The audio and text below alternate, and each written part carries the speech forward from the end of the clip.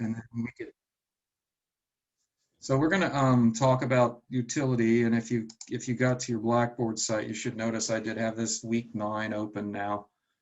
So we're going to talk about types of utilities a little bit, some of the three-dimensional concepts associated with this, because this three-dimensional concept stuff we're going to be looking at is going to be really important as we get into even just pretty much everything we do from now on when we deal with roadway and profiles and all of that stuff. So that'll be something I'm introducing.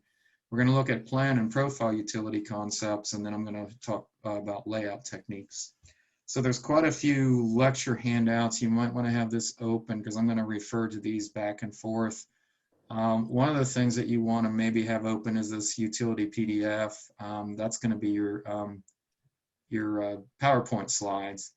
And then I've got these different things on here, particularly this thing that says the utility profile sheet and the utility plan sheet. Have those available because we're going to be using that. So I'm going to be opening these periodically as we're getting into this lecture.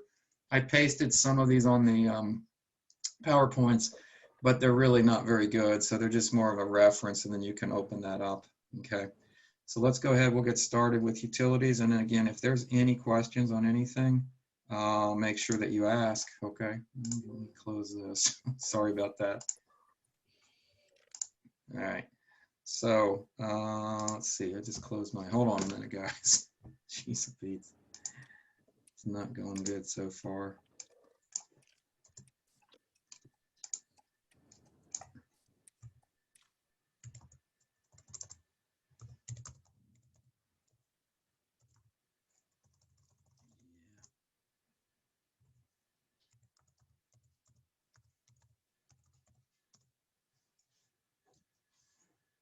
Okay.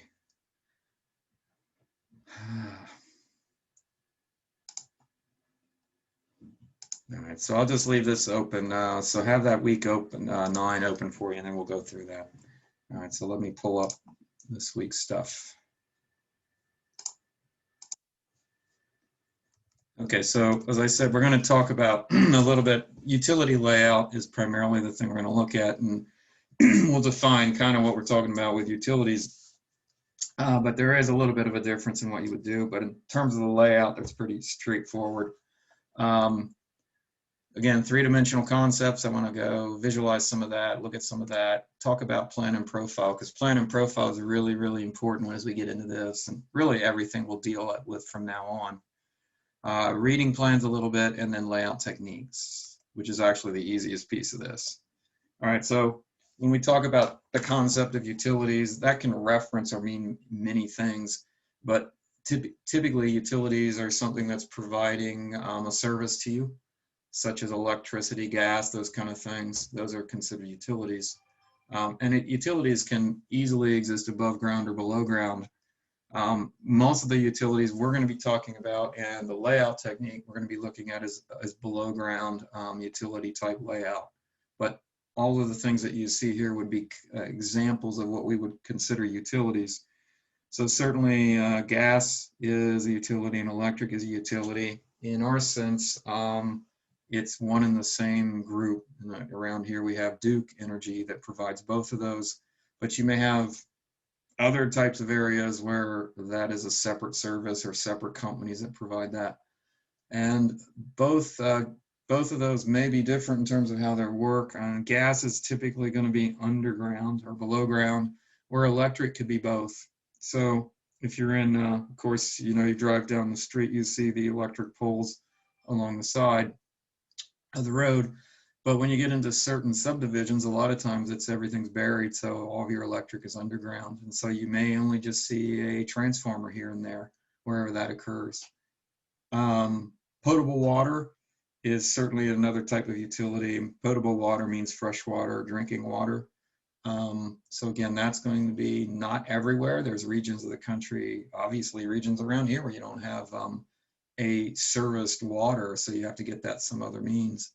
But we're talking about where you have a water line type thing. Of course, that's typically underground. There is going to be cases occasionally where the potable water line will go above ground. It might like parallel a bridge or something where they're crossing a real deep area. And that primarily provides fresh water, and it also is fire protection. So fire hydrants are linked into the same line that you're using for drinking water and those kind of things. They're not separate systems.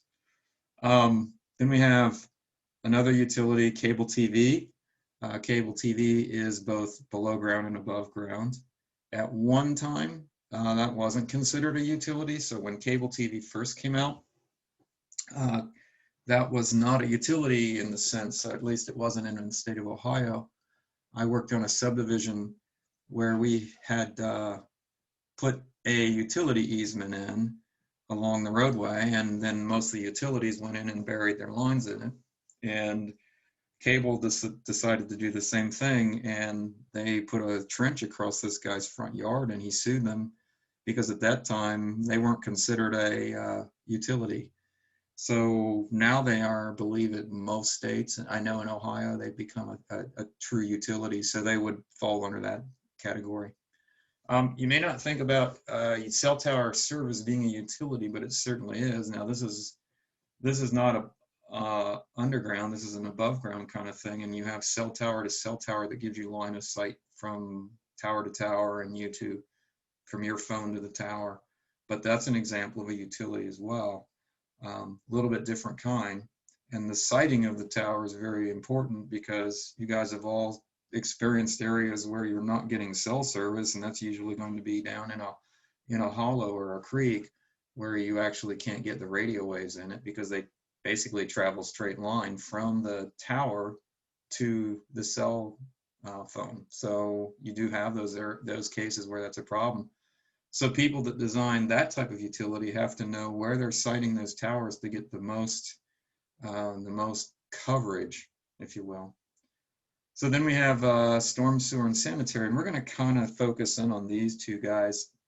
These are going to be, I mean, really, if you understand that, any of these other utilities, they lay out all the same way. But stormwater is handled by collecting that overland flow water into what are called catch basins. And then it is usually conducted from a location and then it outlets out somewhere. So you'll see these things called head walls or wing walls where it's dumping it into creek overland flow stuff. So we have a lot of that around here, obviously. And the other thing that's very common is sanitary sewer. And sanitary sewer isn't also everywhere. So there's a lot of locations, even again within this county, where you have not sanitary sewer available. The other thing that you have is the concept of combination sewers. And so that's where they put the storm and the sanitary together.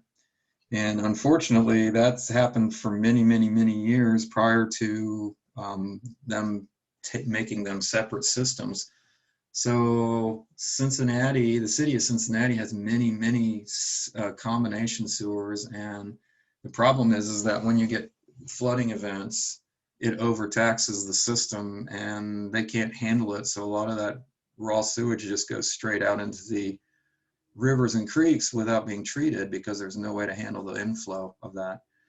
So combination sewers have been illegal since the 70s. So any new subdivision or any new area that is being built now, at least in this area, they have to be separate sewer systems. So you don't have them combined.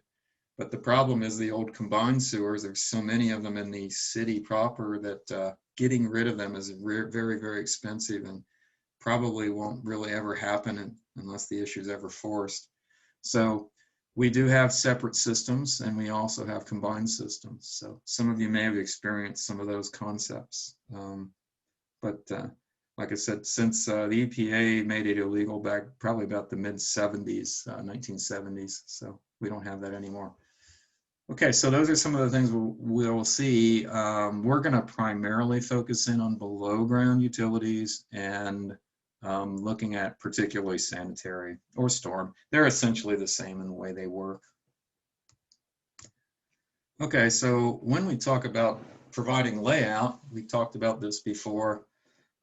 You're providing what's called line, grade, and perhaps what's called a grade crossing, particularly with utilities because they tend to be linear features. They're going to go from a point A to a point B, and you're going to cross many things like railroads or roadways or those kind of things. So if you have a grade crossing, they have to handle that really specifically.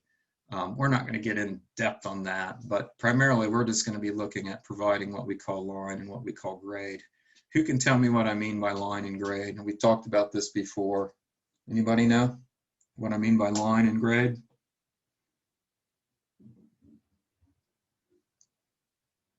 Nobody knows. I know that grade is like the percent of the land of going up or down or just flat, but I don't really know the full definition of line. Okay. Basically, when you're doing layout and you're providing line and grade, line is horizontal location. That's what it means. Okay. I'm giving it basically, so what you did on that building you laid out, you gave them 4 stakes. That's your line. And the grade is what you're doing with your cut and fill. Okay. So basically it's referring to just the X, Y, and then the grade is the Z. Okay. So when we hear that in layout terminology, that's what it's referring to. It doesn't necessarily mean a line, nor does it mean a slope. It just means, you're giving them horizontal location, vertical location. So that was pretty good though, coming up with that. So let's take a look at this. So here we got line is in the horizontal plane, and what you're providing is a northing and easting location. It could be in terms of X and Y. And when we get to highways, those kind of features, then you have what's called a station offset kind of concept. So station offset can be used with utilities, but by and large, we're just going to focus on providing a specific location. And then we'll talk about the stationing along the pipes, which is just basically the linear distance of a pipe. Okay. So that's what we refer to when we hear the word line. It's horizontal plane, horizontal location. This is usually occurring in what's called the plan view. So we're going to be looking at plan view plans today. And when you see a plan view plan, and I know I've mentioned this before, it's implied that all the distances and angles in that view are horizontal. So when we see bearings or azimuths, those are horizontal angles. When we see distances, when we see stations, when we see pipe distances, that's all horizontal distance. Okay, so that's really, really important to understand.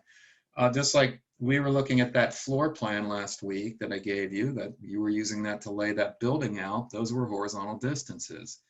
And of course, then some of you actually laid your tape down from one stake to another, and we're trying to do a slope distance. So we have to keep in mind that everything we're providing is horizontal location, okay? So this is an example of a plan view sheet, and it's a mess. And I have this out there. You guys might want to, we're going to focus in on this a little bit later, but there is a lot of information on here. In fact, at this point, it probably looks like spaghetti. But what we're seeing is a center line of a road, and then there's an edge of pavement, and there are storm sewer pieces of information on here. There's sanitary sewer information on here. There's also water line information on here, and we're going to focus in on the sanitary and the storm. But this is the type of document that you would use to do the line layout. Okay, is everybody with me on that? Any questions? You guys ever seen a plan this busy before? Yeah, before, but it doesn't look as messy. Yeah, and well, this actually isn't as busy. When you see highway plans will have twice as much information on them as what we're seeing here. Now, you do have a big picture of this that you can go download if you want to. And I'm going to open up my picture, but like I said, I pasted this in here just to kind of show you an example of what we're talking about here. Okay, so this is called a plan view, and sometimes they just refer to it as plan. So the other thing is providing grade. So When you look at those plans, go ahead. oh, sorry. When you look at those plans, are they usually like color coded? What sewers No, are? they're not. Oh, So wow. you're looking at it just like what you usually get. It's usually just either black and white, or if you're using if anybody's still using what's called a blueprint, you might get blue lines, on a kind of slightly blue background. Most people don't even use those anymore. Now, that's changed too, because nowadays people can just open up CAD files right on their phone. So if that was generated on a CAD file, let me back up to that. that probably was generated on a CAD file. In CAD, that probably is color coded because you can see there's colors probably associated with each feature in there as well as line types and things like that. So, you know, now a lot of people have a tablet or something out in the field. They don't even have paper plans anymore. But back in the day, that was what you got. And those sheets were usually, that sheet was probably a 24 by 36-inch sheet of paper. So, you know, you had to roll it up and roll it out on your truck bed and look at it while you need something, and then, you know, keep it back and forth. So yeah, that's a good point right there. Yeah, that tablet idea sounds a lot better. Well, definitely a lot of people are using it. And the other thing is with modern surveying equipment, where you're using robotic surveying equipment that have really high level controllers, those CAD files can download right into the tablet that controls that. So the guy out in the field really has everything at his fingertips. Of course, the downside, like I've said to all of that, that technology is great, but when your batteries die or something happens, you're out of luck. There's just nothing you can do. So that can be a problem. So grade just refers to basically elevation. Grade is usually provided at a particular location, which you might say a station, and then you're going to give it an elevation point. So that could be a cut or fill, or you're giving them an elevation or whatever. And we also talk about grade and slope. Okay, and I'm going to talk a lot about slope today because we're going to have to deal with slope when we get into pipes. We haven't dealt with slope too much because, like, for instance, that finished floor building we were talking about, we were assuming that that was flat plane. So all of the corners of that building have the same elevation. There is no slope to it. But in the case where we have pipes, obviously, if it's gravity flow, they have to flow from a higher point to a lower point.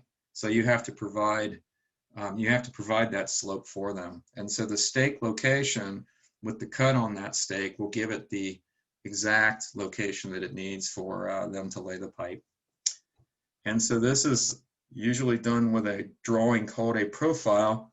And we also call this a profile view. And I'm going to show you here in a minute some pictures that kind of interrelate this. So a profile is just basically a graph. You can think of it as a graph. You have X lines and Y lines, if you will. And one's usually referencing station and the other one is referencing elevation planes. So if we look at, this is an example of a utility profile. And we see, again, a lot of things going on here. There's a dash line that shows you the existing ground, and then you have the proposed hard line, which is the center line surface of the roadway that's going to be built. And then I think you can clearly see pipes. There's two types of pipes in there. There's sanitary sewer pipes, and there's also storm sewer pipes, and then there's also water line stuff in there. So we'll take a look at that in a minute. But notice across the bottom page here, this is what are called stations. And then the lines running this way, top to bottom, those are your planes of elevation that you're intersecting with. So this picture is a vertical view picture. And so these two go together, those plan and profile. In fact, in the highways, you usually have what's called a plan profile sheet. And on the top, you'll have your plan, and on the bottom, you'll have your profile. And a lot of people that do utility work, they have separate sheets. So you have a plan sheet and then you have a profile sheet. So you have to page back and forth to get to what you need. So again, I have this out there on Blackboard. So we're going to open up a bigger view of this so we can all look at that. Okay, because we want to discuss some of those issues. Because by and large, the larger issue or the bigger issue of doing utility locations is being able to read a plan and understand it. The stakeout process of it is a piece of cake. To be honest, it's one of the easier things you'll do.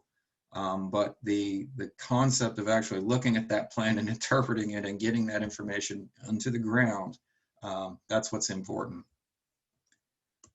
So cross-section would be used if you were doing what's called a grade crossing particularly. It's also a vertical plane. So if you can envision you have a railroad and you've got a pipe that you're snaking underneath that railroad, you can't do like you can in a roadway. A lot of times they'll cut the roadway and dig a trench down and hold up traffic. You don't do that with a railroad. You have to bore underneath the railroad, and so you basically have to get a boring machine that they bore in a hole and then run the pipe through it. So that's a big deal. We're not going to talk about that, but that's a very, very big deal. So you would use a cross-section type of diagram to do that. Sometimes they'll have what's called a typical section, and that's associated typically with like, say, roadways. So we're not going to talk about that right now, but I do have a picture. This is a picture of a typical section. And what it's showing you is the left side is the center of the pavement, and the right side would be the right-of-way. And it's showing you what's happening from the center to the curb. And then they're showing you what's happening from the curb to the sodded area and sidewalk. But if we were truly doing a boring, the boring would be happening underneath all of this. So we would have to know where all those top features are so that we know that we keep that pipe on its proper depth and its proper slope. So again, we're not going to talk about that, but that's just something to be aware of. All right, so let's take a look at some three-dimensional concepts a bit. So this interrelates just what I was talking about, and I have a plan details I want to look at too. Then we're going to look at profile details, and then we're going to look at kind of cross-section. But I want to focus in on plan details and profile details. Okay, so this is a picture that I have out there for you. Let me see if I can get back to my, you guys can open this up. I got this on a better picture. So this is showing you kind of a site. I think you can get the idea what this is. Let me go back to my taskbar here. So I have this under your section. I think it's, let's see, plan and profile concepts PDF. Okay, so if you want to open that one up, this is what we're talking about here. Let me see if I can rotate this thing. Yeah, okay. So this is showing you a piece of property. I think you can see this, and this is a three-dimensional model of what we're looking at, okay? So notice what I've done is I've shown you three different views of that. So looking straight down on this thing, we have what's called a plan view. So that would be basically with the direction of gravity. So I'm taking this surface essentially and projecting it into a flat plane. Anybody know what the name of these kind of structures are up here? What those are called? They're indicating what this surface looks like. You guys know what anybody? Elevation markers, the Well, there's breakaways. they are representing elevation, but there's a name for those lines. Anybody know? Topo. Nope. It's called a topographic Contour map. lines. Say that again. Contour lines. Absolutely. Those are contour lines. Okay. Now I want you to notice those are in a flat plane. Do you see that? But your surface down here is anything but flat. Everybody see that? So hopefully this is what's called a 3D mesh representation, as opposed to this, which is a flat plane representation using contour lines. So this is showing you the same thing this is. And if you know what you're looking at here, this is what you can see. Okay. Now, notice this really dark line running down right through the middle. That's what I'm calling a baseline. You might call that a center line.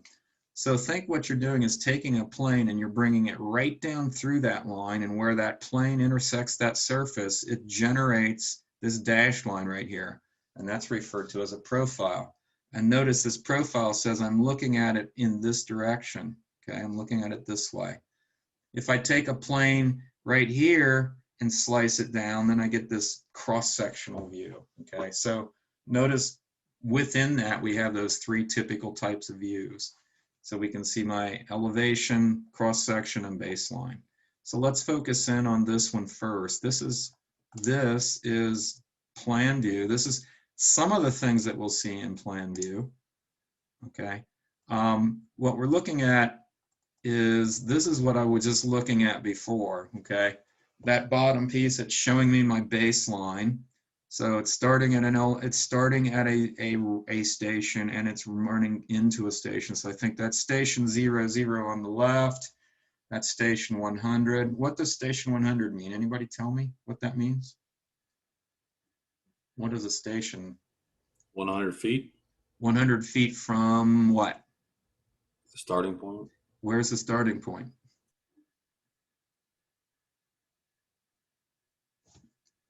It's over here at 0. It's hard to see, but it's over here at 0. Okay. So yeah, from here to here would represent 100 feet. And I think that's like 1 + 80 or something. So this is just think of that as a number line. That's the best way of thinking of it. So these guys are your contour lines, and these represent lines of elevation. So any place you trace your finger along this line, you're on the same elevation. When you go between contour lines, you're either rising or falling. So it depends on whether you're dropping. If this contour is higher than this, then as I travel to the left, I'm dropping. If it's going the other way, then I'm rising. So it's telling me information about my surface. And if we look up here under the details, you can see I'm calling things out. This is what I might call my baseline or my center line, which we're going to see there's a center line essentially associated with all of our sewers. They're going to have a center line. This would be the label of the station. So that means that that point right there is sitting at 100. And then those squiggly lines, those are called contour lines. And you have two types of contour lines: intermediate contours and then what are called your index contours. So index contours are usually a hard number like 800, 805, 810. They're usually even numbers. And then intermediates are between them. So what we have, notice it starts out at 880 and then it goes to 878 and then it goes to 876 and then 874. So notice it's dropping as we go downhill there. And also the difference between those contours is called your contour interval. So the contour interval on this picture is every 2 feet. So we have a 2-foot interval. Okay, does everybody get the idea there? Yeah. So why are some of these lines closer together and why are some of them farther apart? What is that indicating? That the elevation is more, it's more leveled. So it's like becoming flatter When they're close or far? when they're farther apart. Right. So what that's indicating is steepness of slope, correct? So when these Yes. lines get closer together, because the interval's not changing, 2 feet here is still also 2 feet here. So what's happening is they're closer together, rise over run. There's less of a run here, same rise. So you're getting a slope here, and it's a pretty drastic slope. But when you come out down here, it's really changing. So that's what that's showing you. So now we're going to see other things projected into this, okay? And now we're going to look at that when we look at the plan. So when we start to see the proposed information that comes in on here, then it's becoming a mess. So what we're looking at right now is primarily just like say existing ground kind of contour situation. Okay, so is everybody with me on that? And you can calculate the slope in between each contour line, correct? You absolutely could, but the slope changes depending on where you're calculating it, right? Yes. So if I look at the distance from here to here, that's going to give me one slope. But if I look at the slope rather from here to here, it's going to be different, or the slope from here to here. Also, when you do this, primarily, if you want to calculate the proper slope, you have to calculate it perpendicular from one contour and perpendicular to the other. Because if you go at a diagonal, you're going to get a longer distance, but that's going to give you a lesser slope. So we're always looking for the maximum slope between contours, or the steepest slope. That's going to be your proper slope. Now, the good news is, anybody ever had to, have you guys done this by hand before? Yeah, that's a big pain in the butt. It is a big pain in the butt. That's a good way of putting it. Let me tell you, when I was out there working, I used to do that all day long for like, you guys had to use maybe what, 50 points? I'd have 500 points. So I used to have to triangulate all of that. And then they started developing software that would do this for you. So now it's all pretty much generated on software. But you still have to understand what's going on with that, because you can get a lot of mistakes with software if you don't know what you're looking at. Good points on all of this. Let's go to the next one. This is the profile. So now we're taking a plane and bringing that plane right along or through. So think I'm just bringing a plane straight down through that baseline, and I'm slicing the ground, and where the ground hits that plane, it gives me this thing called a profile. So let's rotate this guy. So what we're looking at, this would be my profile. What we're seeing is these guys are your stations across the bottom, and these are your planes of elevation, and that dashed line is showing you what the existing ground looks like. So anything above that is above ground, and anything below that line would be below ground as we're seeing it. And specifically, here's some details associated with that. This would be called an elevation label. And this vertical distance, notice that vertical distance is based on a vertical scale. So you might say that that's 1 inch is equal to 5 feet. Okay, so this might represent 5 feet, but it could represent 10 feet. So usually the exaggerated vertical scale, it's usually like 1 inch is equal to 10 feet, maybe 1 inch is equal to 20 feet, something like that. We have also then a horizontal scale, and notice there's station labeling. So it looks like every 20, 40. So it looks like 1 inch is equal to 10 feet going in this direction, something like that. Maybe 1 inch is equal to 5 feet going in this direction. So what happens is this graph is skewed. It's not reality. It's not 1-to-1. And the reason they do that is if you don't do that, you don't see any relief sometimes. So one thing to understand with profiles, they're always skewed. Highways, they might be 50 horizontally and 10 vertically. So you're at a 5-to-1 scale of exaggeration. That really makes a difference in what's happening on your existing ground and your proposed features. So that's important to understand. You're not really looking at reality when you're out there seeing this, okay?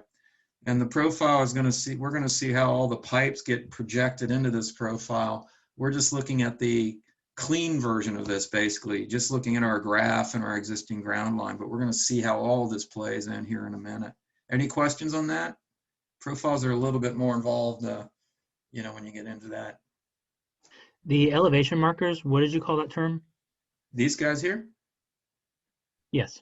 just an elevation label. Okay. Mm-hmm. I said that what does represent are like planes of elevation. If you think that's like I can't really read that. It looks like 860.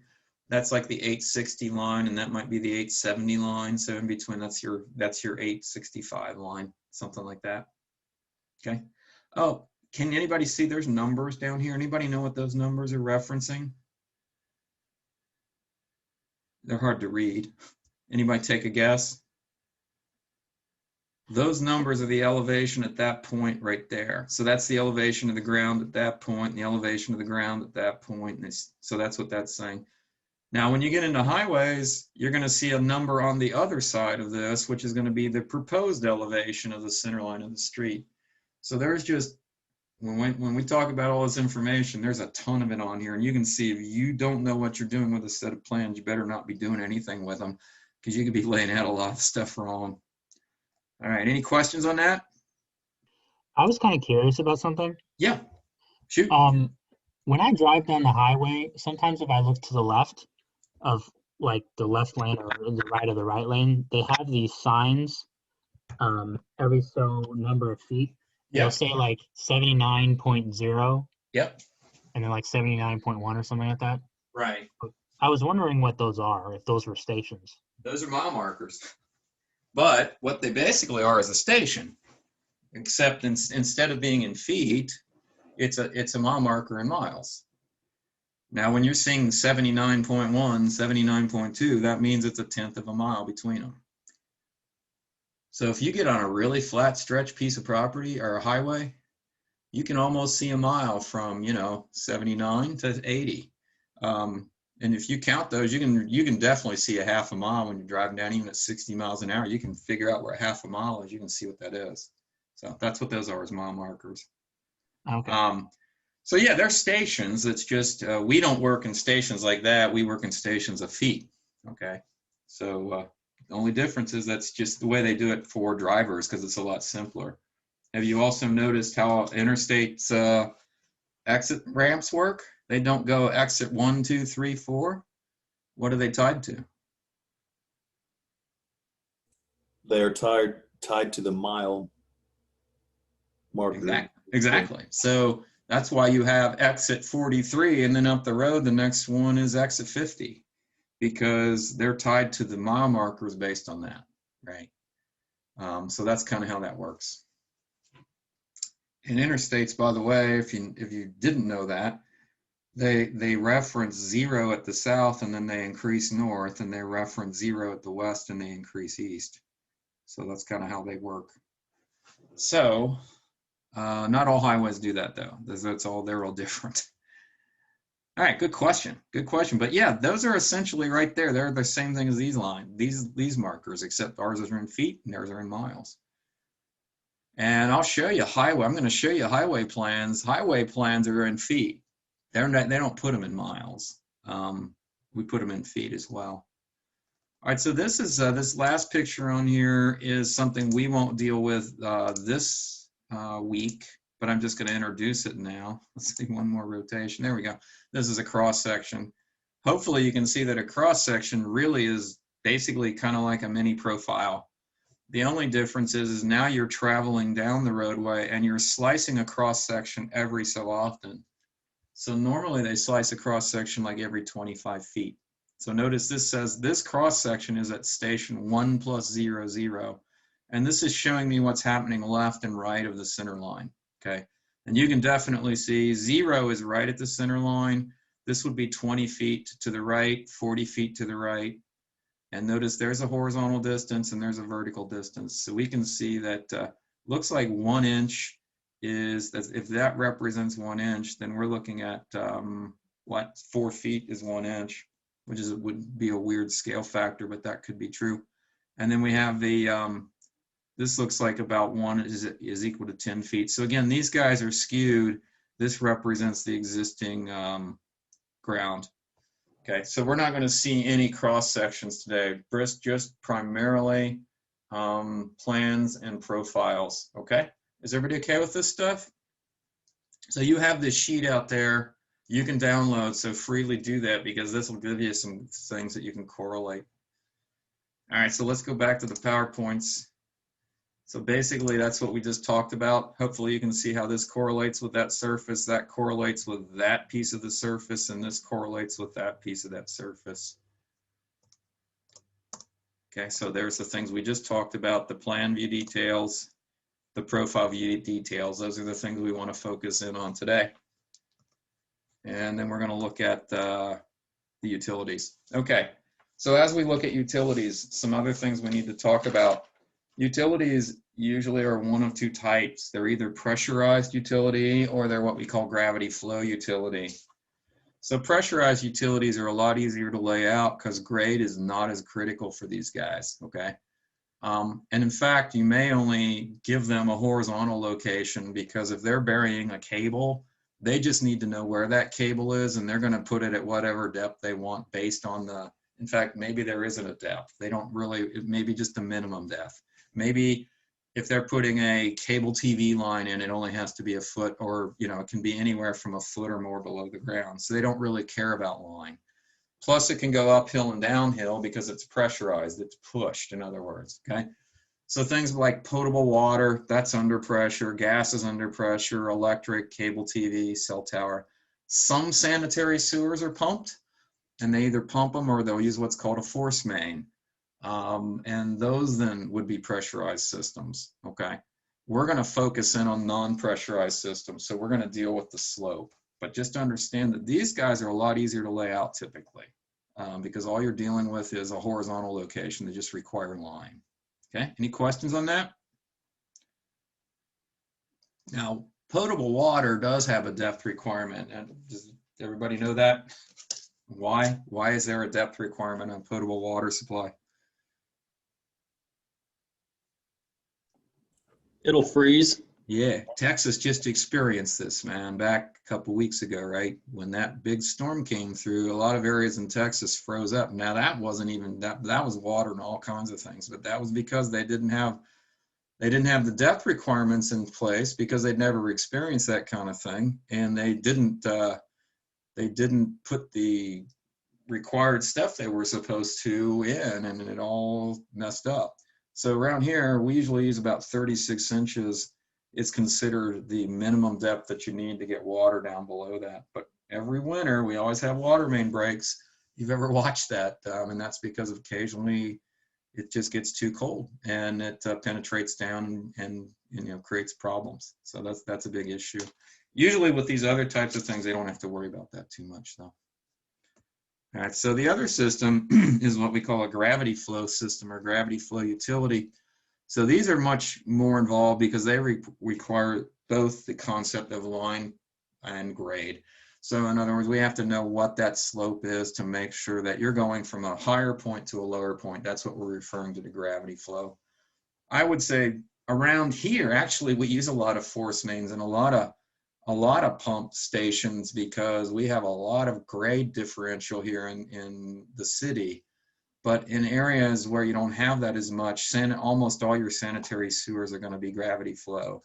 Now, storm are almost universally gravity flow because you're dealing with stormwater. They don't really ever want to get into pumping situations because that just becomes a real hassle. Now, if you are in an area that is extremely flat and a lot of rain, like say areas of Florida or something, they may have to pump some of that stormwater because if they get areas that just they get so much rain, they get so much inundation, they can get a lot of flooding.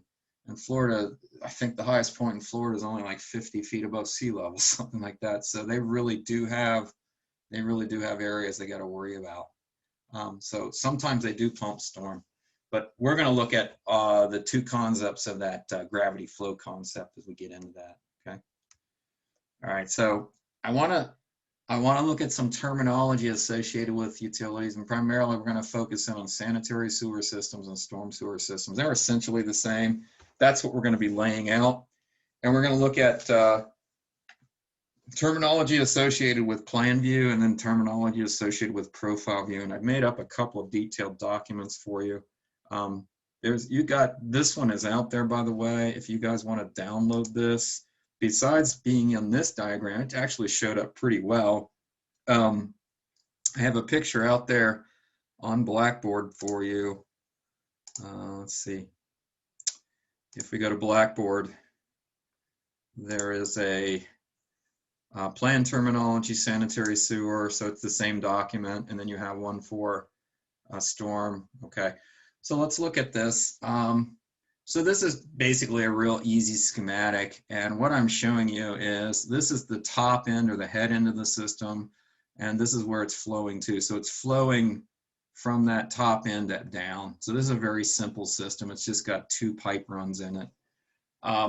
So what we have is primarily we have a manhole, and then connected between the manhole you have a pipe. So you have manhole to manhole, and then we have a pipe, and then from manhole to another manhole, this would be another manhole going into an existing sewer line, then we have another pipe.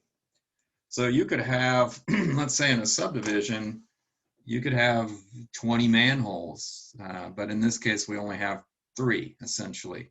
Now, the last run of pipe from the existing sewer that you're tapping into to the first manhole you're getting into, that's typically referred to as your outfall, okay? You don't always see that on sets of plans, but you will see that sometimes referred to as an outfall, okay? So the other big structure that we have here are pipes. So we have a pipe here, we have a pipe here, and of course this is an existing sewer. That's what the dash is indicating. So that's what we're tapping into, because you have to always have it go somewhere if you're dealing with a sanitary sewer. At the end of the system, very often you're required to do this thing called stub and plug. So what that means is they'll lay a little piece of pipe out of the manhole and then they'll plug it off. And they do that for 2 reasons. One, in the case where they're ever going to extend the sewer beyond that point, that stub is already in place so that they can just move on from that point. They don't have to go back into the manhole and break it and all of that kind of stuff. It's already set. The other thing is when you bring a house connection into it, which is called a lateral, you can't bring the lateral into a manhole. You have to bring a lateral into a pipe. So if this is like a cul-de-sac, you could have like 4 taps coming into that stub. Okay, so that's kind of how that works. And again, the connections that go from a building to the sewer system or from a house to a sewer system is referred to as a lateral. So the lateral is a smaller piece of pipe. So this might be an 8-inch piece of pipe. This might be a 4-inch piece of pipe. And then that where they hit is called your tap. So you have to pay pretty much when you buy a house in a new subdivision to tap a sewer. It's like, it used to be like about $2,000 plus. And then the homeowner's responsible for bringing the lateral back into their house. And these all have to be at slope. So that's sloping and that's sloping, and everything has to work to make that work out. If your lateral is longer than a certain distance, then you typically have to provide what's called a clean out. So you can think of that as a mini manhole that'll be like in your yard somewhere, so that if there's a clog, they can try to unclog it from the clean out going in that way or that way. So usually it's maybe about 100 feet or so. If your lateral is longer than 100 feet or maybe 75 feet, you're going to have to give it a clean out. If you're less than that, typically you don't have those. If anybody's seen a tap work done recently, what it seems like they do is they put clean outs on every tap now. And also it seems like they put those clean outs are sticking up above the yard for about a year until the ground settles, and then they'll come back and then they'll cut it flush with the ground. Has anybody seen what I'm talking about? I've seen that lately, a lot of new construction going on. Anybody know that? Okay, I guess not. All right, so the other thing that we see here on the set of plans, each pipe is going to have information associated with it. So you're going to have the distance of the pipe, typically the diameter, and always the slope. I'll show you how that plays out when we get to these other sets of plans here.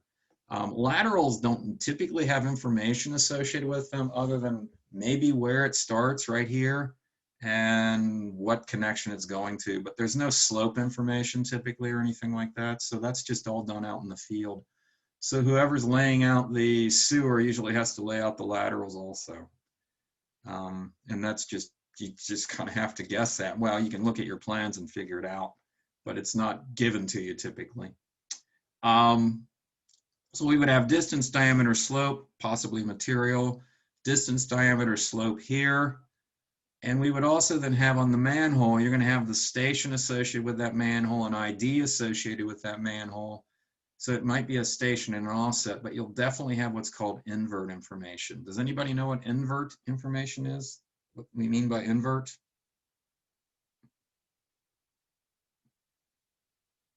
Okay, well, we're gonna look at some of that. Go ahead. To the bottom of the pipe, so it's slowly, gradually going, so gravity will allow the water to flow, or whatever's in the pipe to flow. Well, invert usually refers to the bottom of the sewer itself, the manhole, not so much the pipe. Okay. Right. Yeah, but you can use that term interchangeably. I'll show you here. Let me, I actually have another picture. I don't have that here, but this picture is also available for you guys. Let me see if I can find this one for you. And that'll, I think, Casey, you're right on track with what you're saying. Let me, here, this thing called sewer details. Let's look at this. So this is showing you basically cross sections through manholes. So this is what, you've never seen manholes before. I'm sure everybody has. This is an example of a typical manhole. At the top of this, manhole cones come in two types. They have a true cone, but this isn't what's called a true cone. This is called an eccentric cone. So sometimes they use this, but notice the reason they do that is because the steps that come down here line up. If they don't have that, then this cone goes this way. And if you've ever I've gone down in many manholes when I was out there working. And if you're going down a non-eccentric cone or just a normal cone, those steps are kind of hard to negotiate. But the invert, what we're talking about, it'd be the bottom. It's either the bottom right at that point, or notice down here, that's the invert of the pipe coming in and the invert of the pipe coming out. But a lot of times what we talk about with invert would be the position right there in the center of the manhole. That's essentially that. Okay, so yeah, that's essentially what you were saying.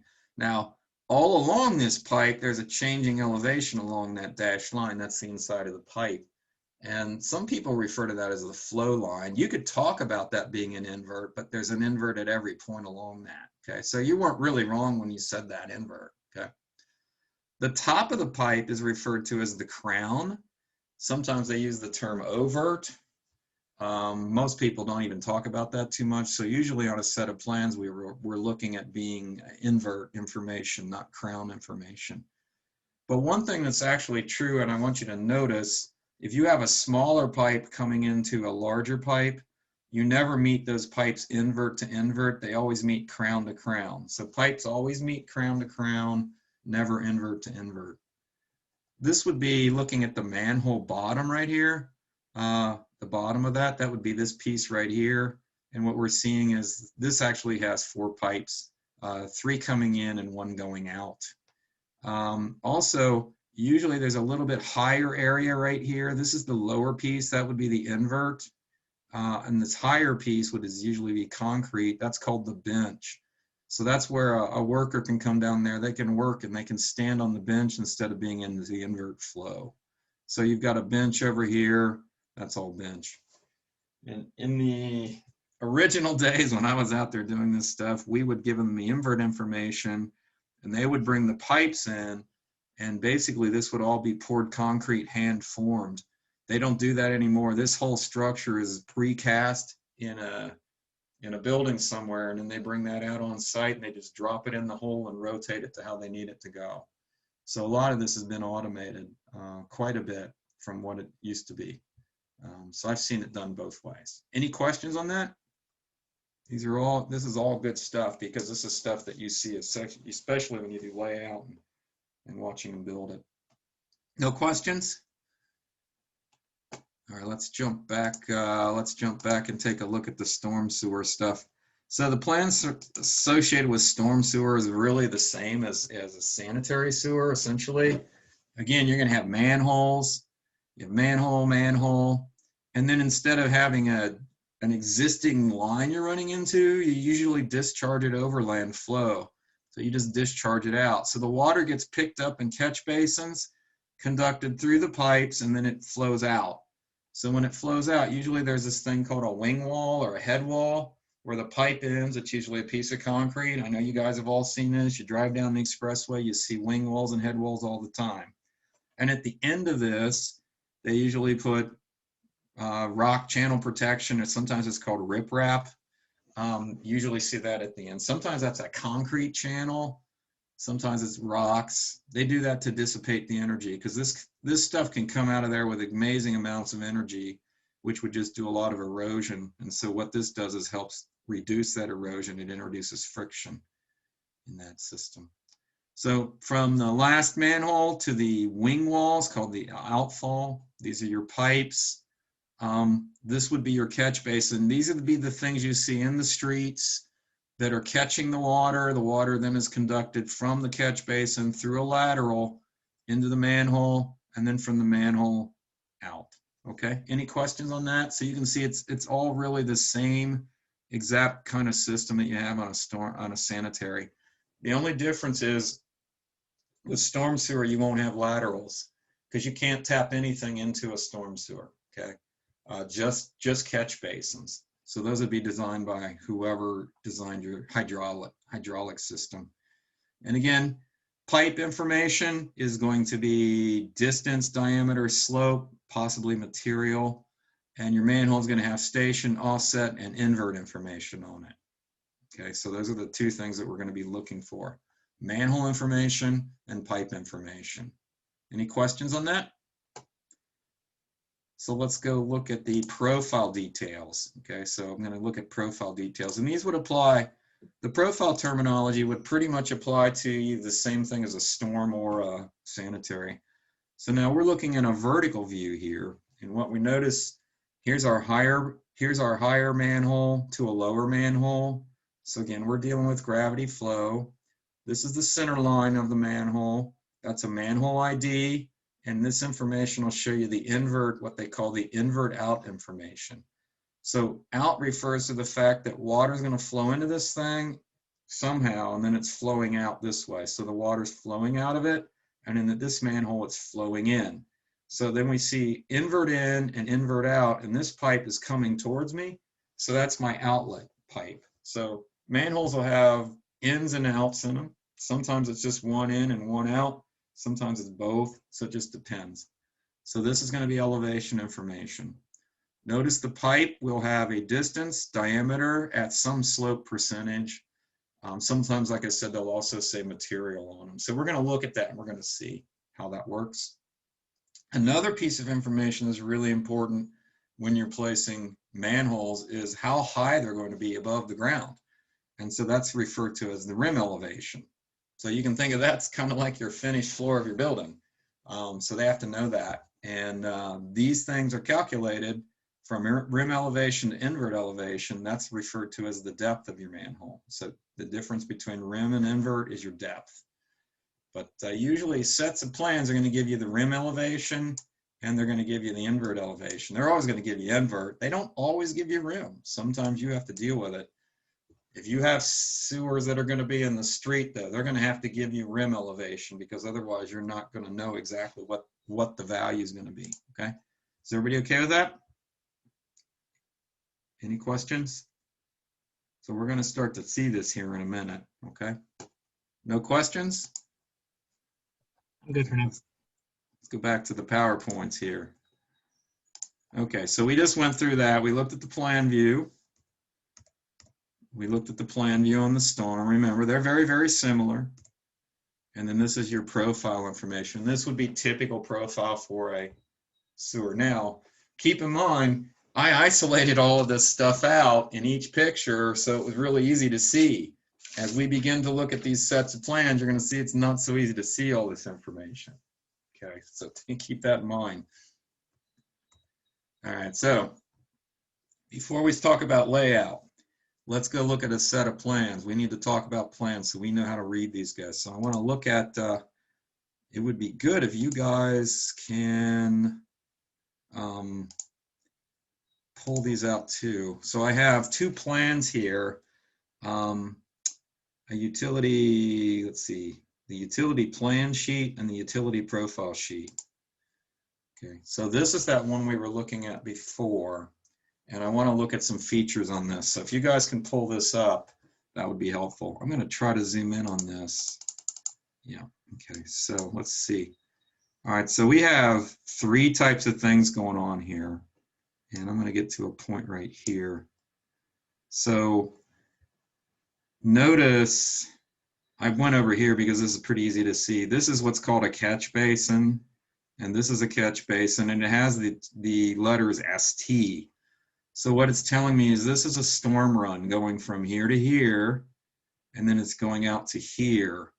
And you can notice on here, says there's 130 linear feet of 24-inch PVC, and it's got a slope of, it looks like a 0.5%. So what it's saying is between that catch basin, which is called a CB2-4, to a catch basin CB2-4, it's 130 feet. So that's a horizontal distance from the center of that catch basin to that catch basin of 130 feet, and it's sloping at 0.5%, it looks like. That's pretty flat. And then there's another run, it's going from here to here where we see a manhole, and there's looks like 60 something feet. And that's also at 0.5%. So then it picks up. So there's catch basins here. So you notice there's your storm. There's all storm going on in here. Does everybody see what I'm getting at there? So this is the plan view.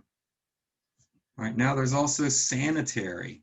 And if you notice the SA, there's a sanitary here. So notice there's a manhole here. That's manhole 9, looks like. And then there's a manhole, or 6, excuse me, there's 6, and there's manhole 5.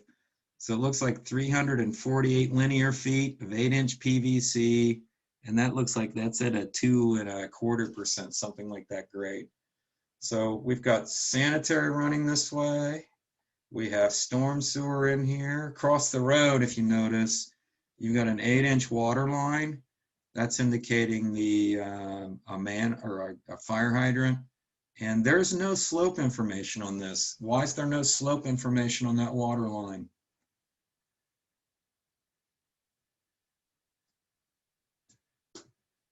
Nobody knows. Which one? The water line. Why doesn't it have slope information?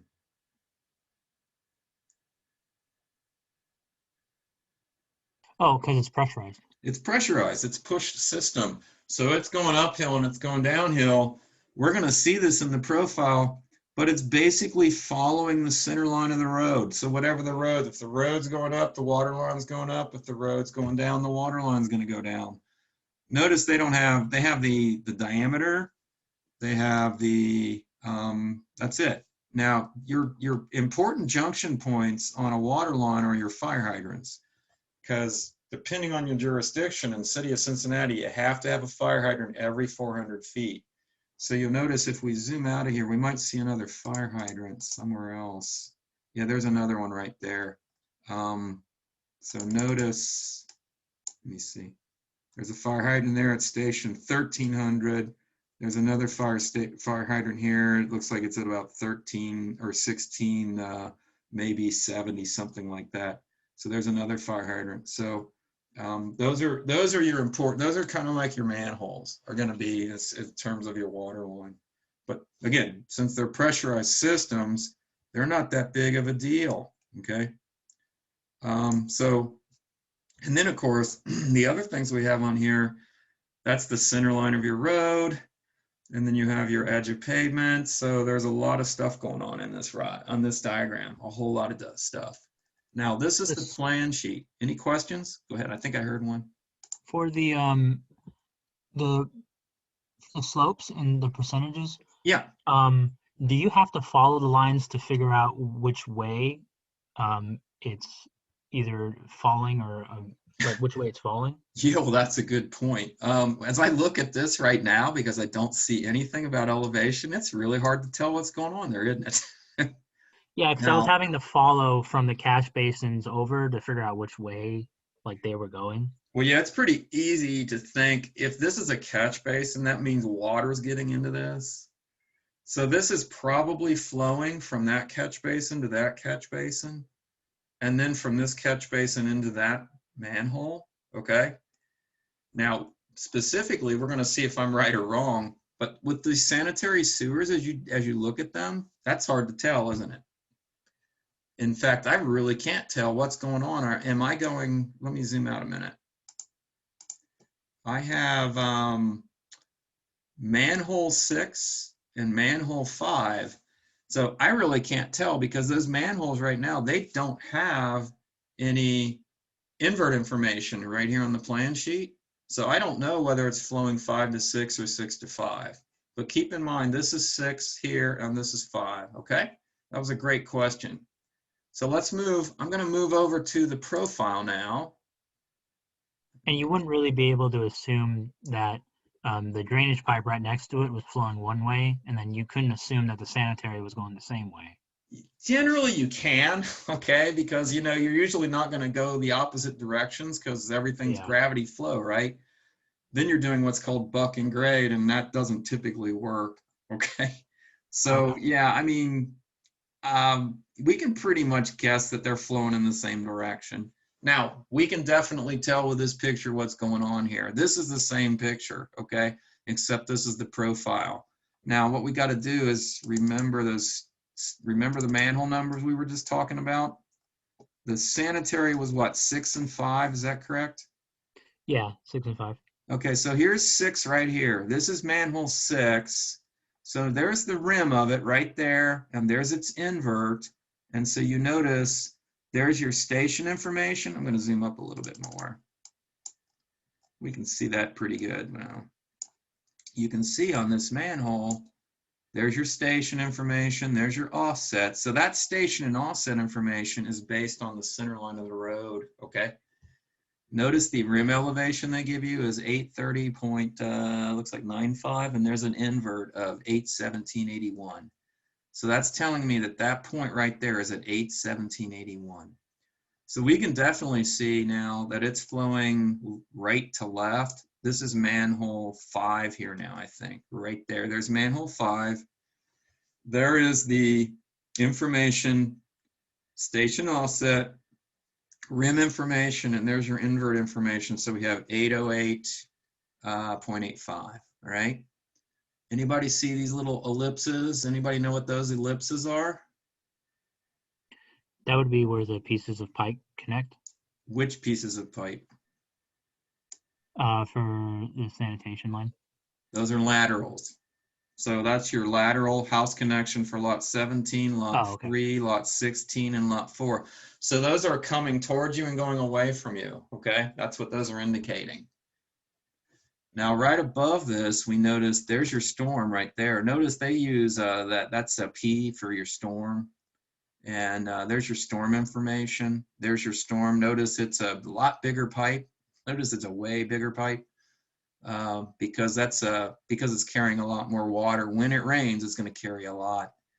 They also actually show you there's your fire hydrant location, and then this is your actual water line. And notice they're indicating 42 inches of minimum cover. So there is no slope given on this thing. It's just based on where you are along this, and it's 42 inches minimum.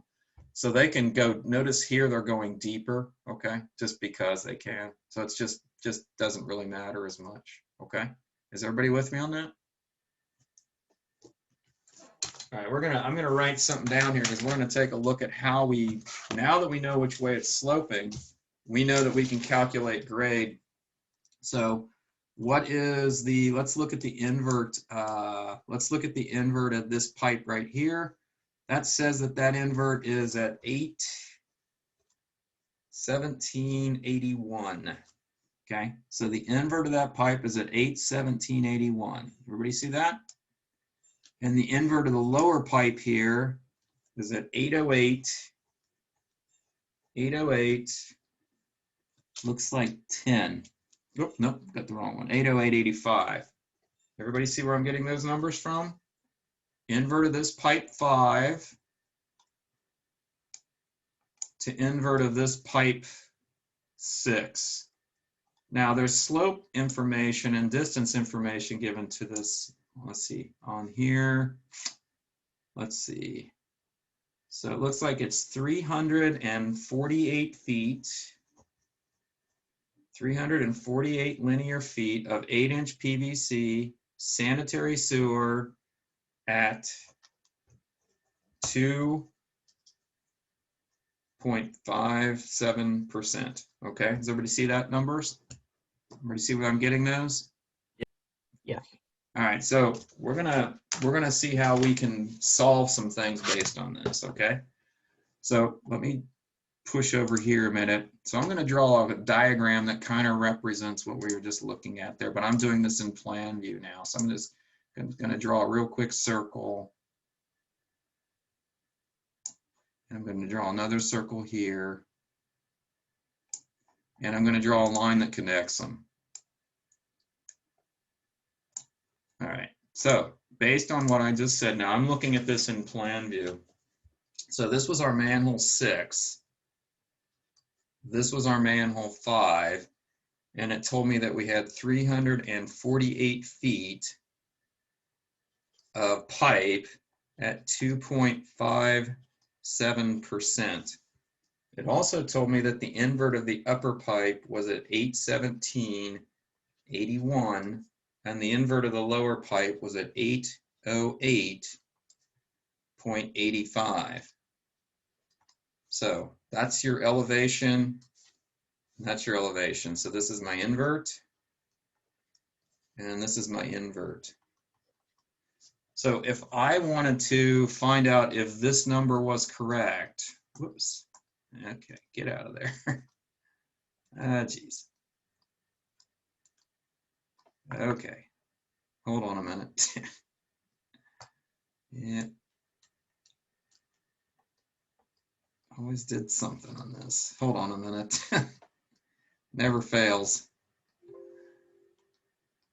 No, that's not gonna work, is it? No, that's what I should have done. All right, let me go back. All right, let me redraw that real quick. Sorry about that.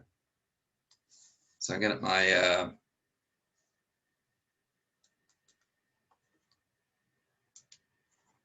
all right, so I got my pipe. There's my manhole. There's my other manhole. So what I want to do is I know, based on what it just showed me,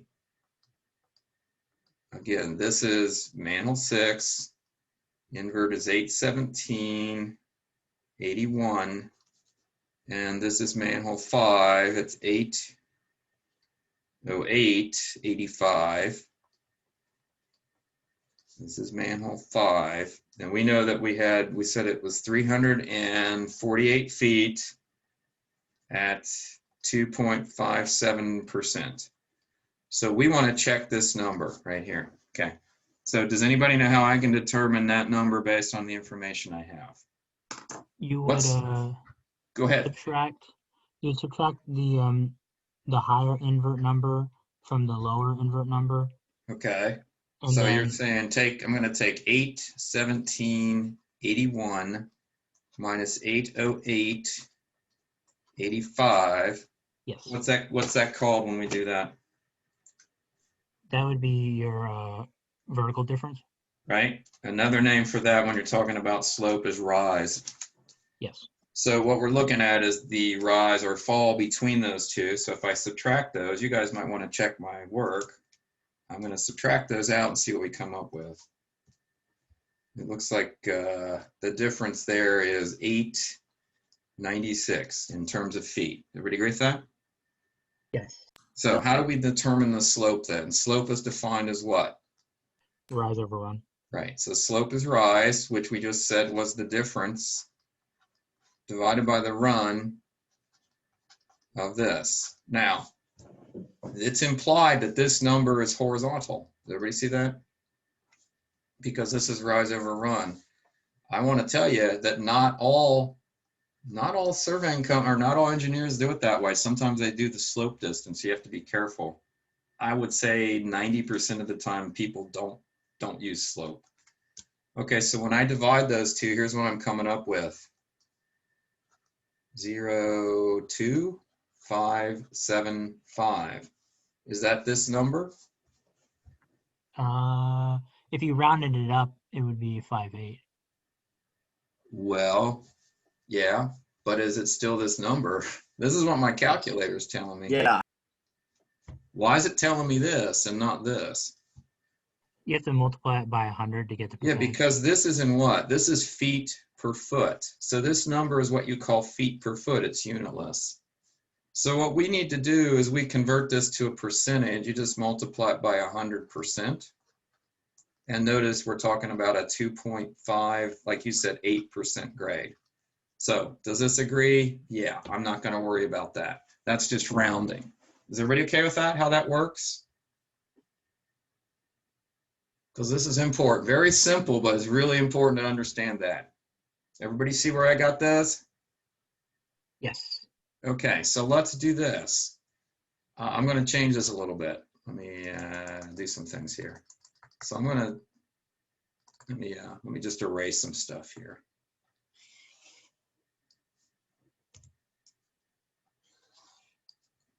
I'm going to change it a little bit.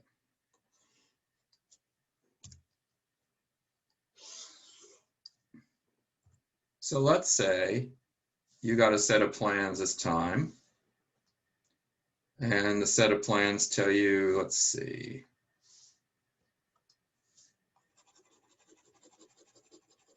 That we got a different slope on this, okay?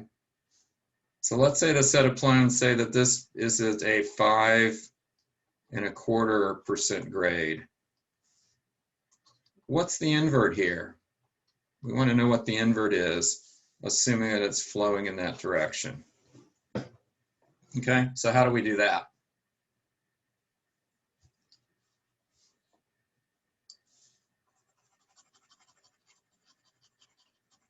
Same concept, right?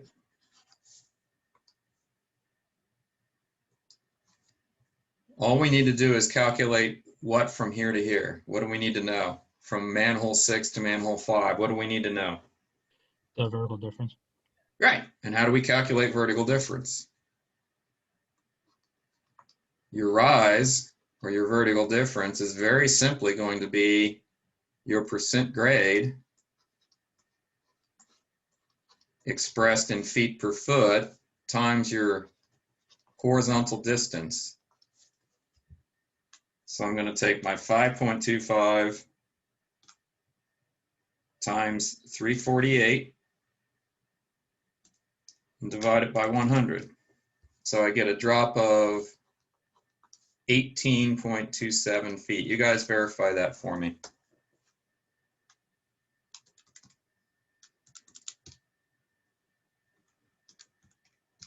Anybody getting that number? Yeah. Yeah, I'm getting that. Okay, so that tells me what? That it's dropping what? 18.27 feet from here to here, right? So then Yes. this invert is going to be the upper invert. In this case, I'm going downhill, so I'm going to subtract that vertical difference, correct?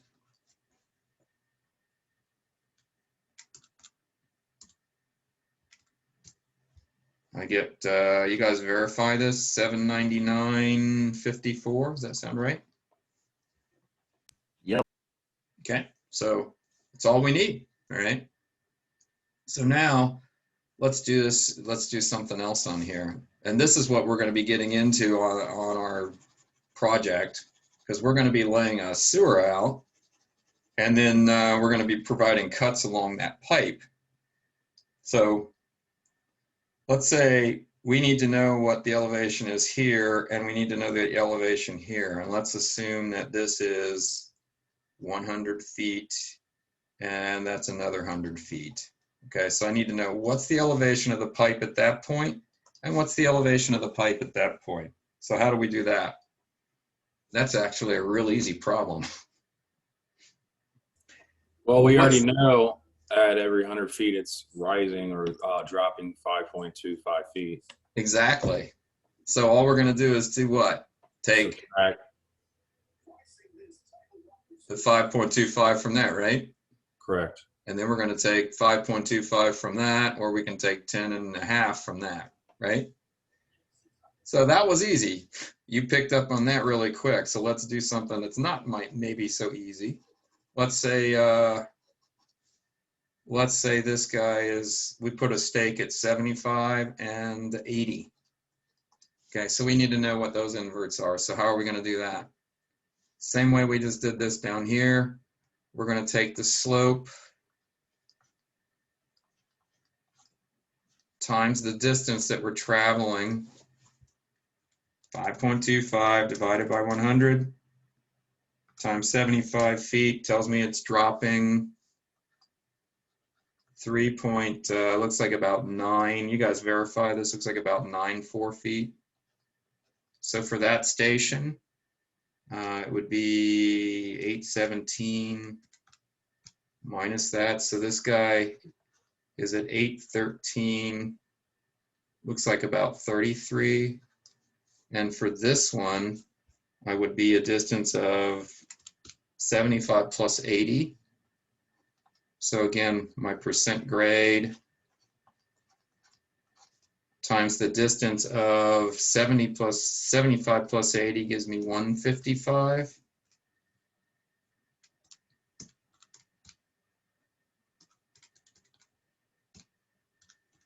So I get, in this case, I'm getting a drop of 8.14.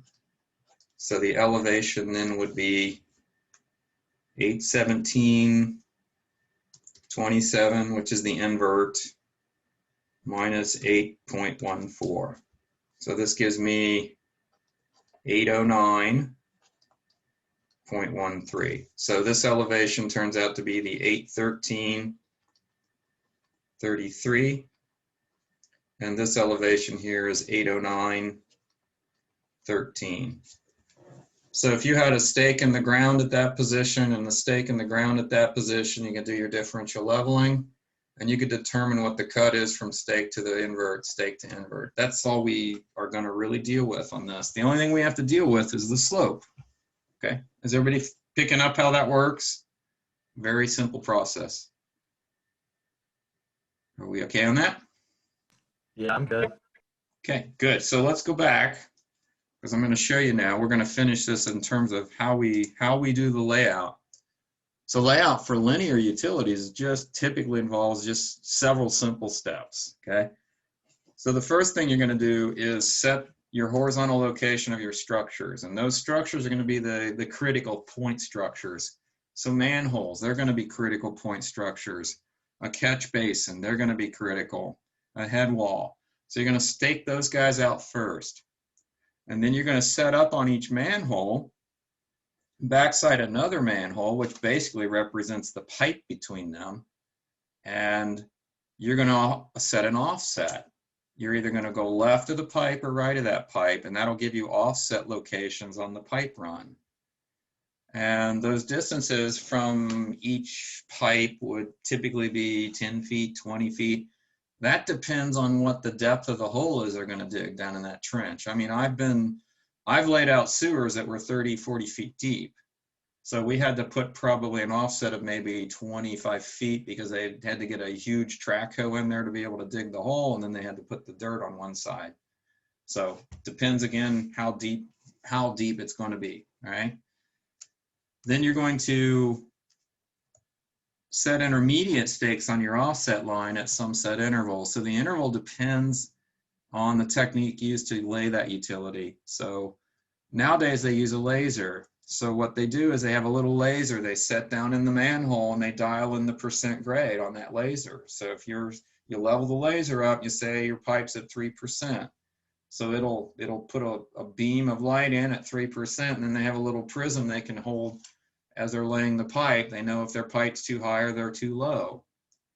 So technically you could give them a stake at each manhole, but I would never do that, because if those lasers are out of whack, or if it goes out of level, or they don't have it set up properly, they could get their manhole too high or too low. So it's important to give them intermediate stakes, and I would usually do them every 50 feet, maybe every 100 feet.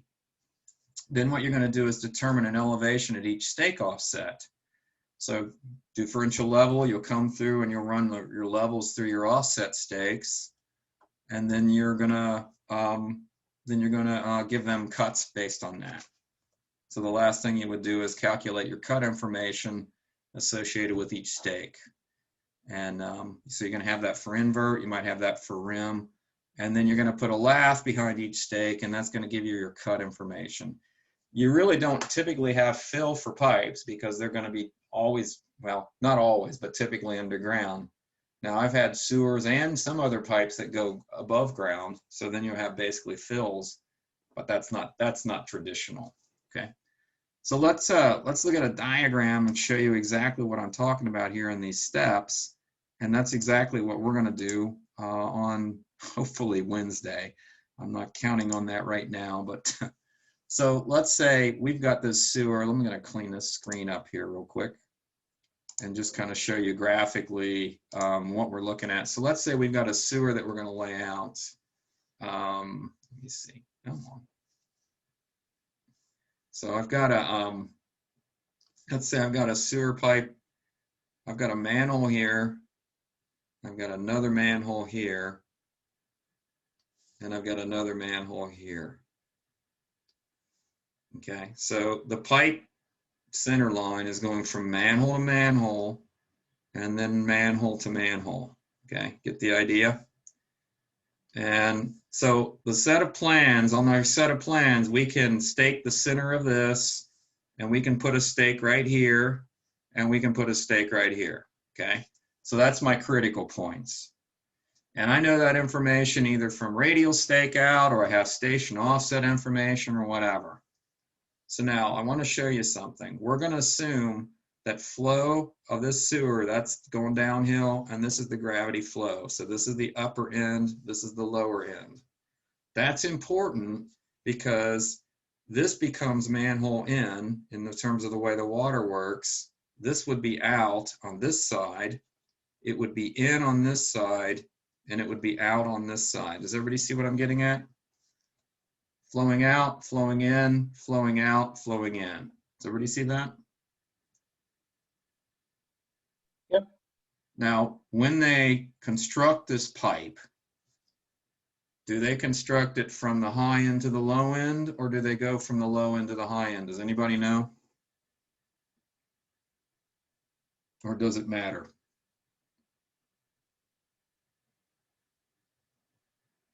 Anybody know which way they will construct that out in the field? I'm going to guess high to low. And you're probably wrong. Okay. And here's why. And that's a good guess. I mean, it was a 50-50 chance, right? If you start out too high, let's say you got to tap into a line right here, and somebody blows this by a foot. So you're already 2 feet higher than you should be. As you cut this pipe down to here, you may be way above it. or way below it, something could be wrong. So they always build it from the low end to the high end.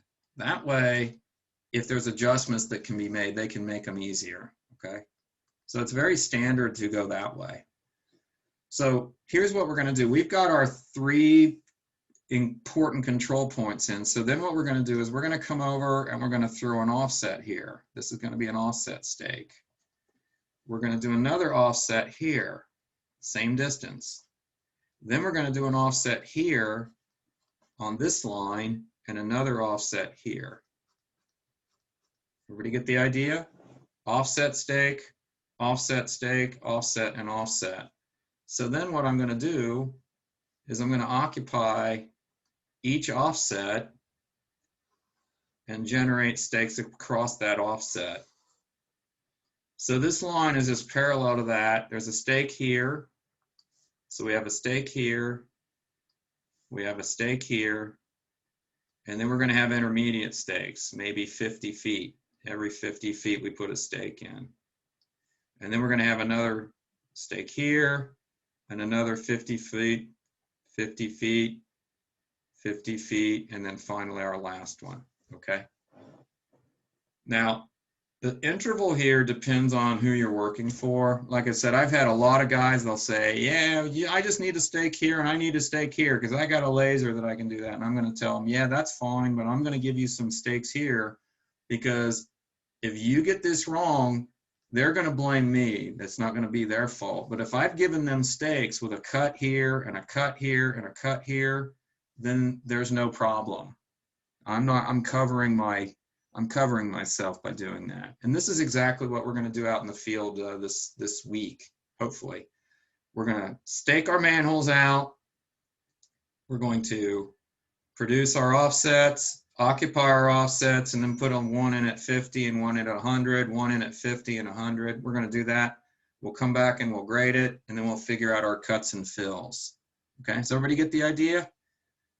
These are really, really easy to do. And by the way, I hope you understand I'm looking at this in plan view, okay? I'm looking at it in plan view, not profile. We're looking at plan. All right, does everybody see that? Yep. Any questions? That looks good. All right, let's look at our lab real quick. So if you go back, I have the lab available for you guys. So this is the lab that we're going to be using. You can go ahead and print this out if you want. We're going to be doing a layout. We're going to be doing this together, so not everybody's doing their own. But here's the site. Hopefully you're familiar with this site by now. Okay, so there's your control point 100, your benchmark right in the middle. There's 104. This is 101 by the steps. This is down the hill. So we have a sanitary sewer 3 that is going to 2 and then 2 into 1. So it's flowing this direction.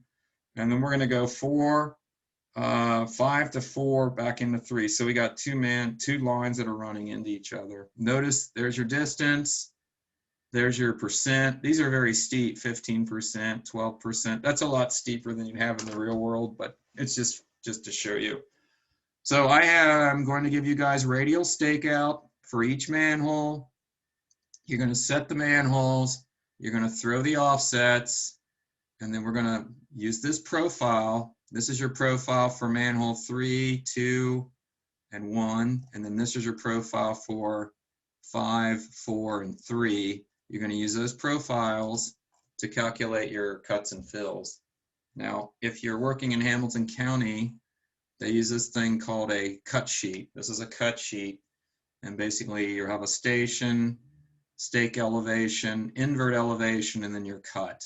Okay, so we'll be filling this information out. That's what we'll be finishing up.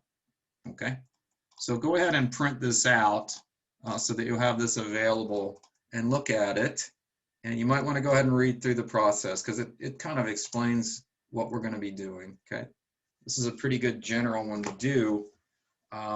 Very straightforward as far as how it works. Any questions?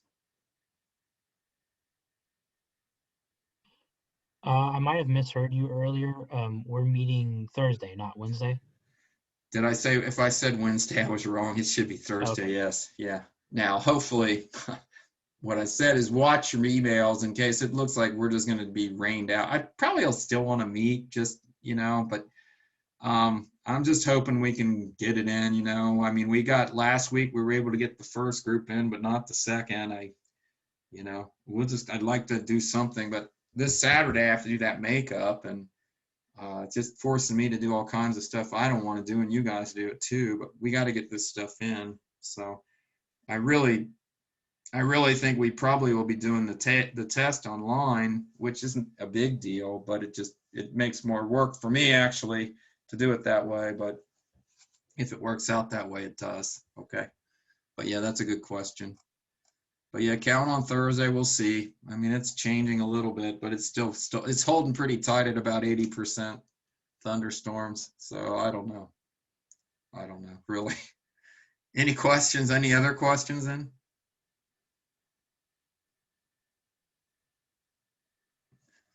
All right. Well, look through all this stuff. There's a lot of good information out here. All of this stuff is out there for you. Check it out. Go ahead and do your handout. Check that out. And of course, if you have any questions, I'll be available.